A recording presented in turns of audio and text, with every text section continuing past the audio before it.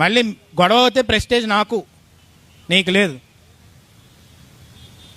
పండగ అయిపోయిన వెంటనే కొంతమంది చూస్తున్నాను వైఎస్ఆర్సీపీ వాళ్ళతో మాట్లాడేస్తారు సిగ్గు లేకుండా. ఇంతకుముందు అంటే ఉండేది పక్క పార్టీ వాడు పెళ్ళికి వెళ్ళడం, పక్క పార్టీ వాడితో మాట్లాడడం, ఇవన్నీ ఉండేవి.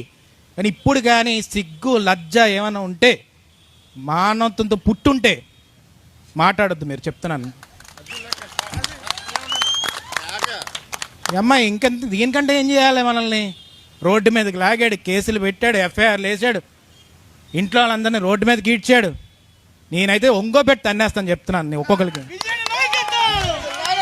నేను ఒక నిమిషం ఒకటే చెప్తుంది ఏంటంటే, నిజంగా మొగతనంతో రాజకీయం చేయాలబ్బా.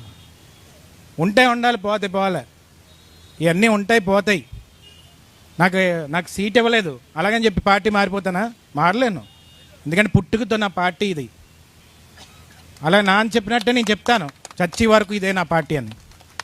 అందుకే నేను ఒకటే చెప్తున్నాను, నాకు తెలుస్తున్నాయి ఎవడెవడు మాట్లాడుతున్నాడు, ఎవడెవడు మాట్లాడలేదు, ఎవడెవడు లాలూచి పడుతున్నాడు, ఎవడెవడు ఏం చేస్తున్నాడని.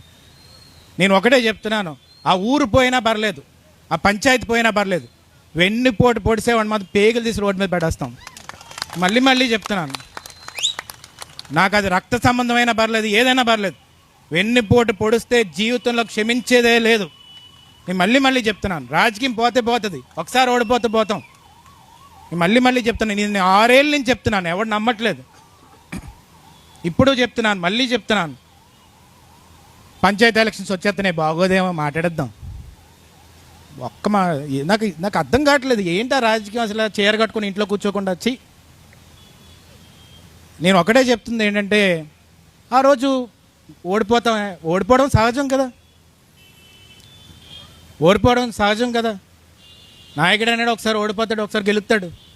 కానీ ఆత్మాభిమానం తాకట్టు పెట్టుకున్నప్పుడు నీ ఇంట్రోస్పెక్షన్ అంటారు ఇంగ్లీష్లో, అంటే నిన్ను ఒకసారి రూము అది లాకేసేసుకొని బెడ్ మీద కూర్చొని కళ్ళు మూసుకొని నేను ఏం చేస్తున్నాను రా, దరిద్రం పని చేస్తున్నానా, మంచి పని చేస్తున్నానా అని నువ్వు ఆత్మవిమర్శ చేసుకోవాలి అంటారు పెద్దలు.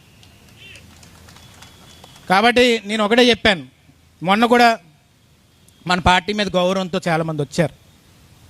నేను ఆ రోజు కూడా మైక్తో ఏం చెప్పానండి, మన పార్టీని ఒక విమర్శ లేదు, ఎప్పుడు అయ్యని పోతే వెన్నుపోటు పడాలని చూడలేదు వాళ్ళు, అందుకే నేను తీసుకుంటున్నాను.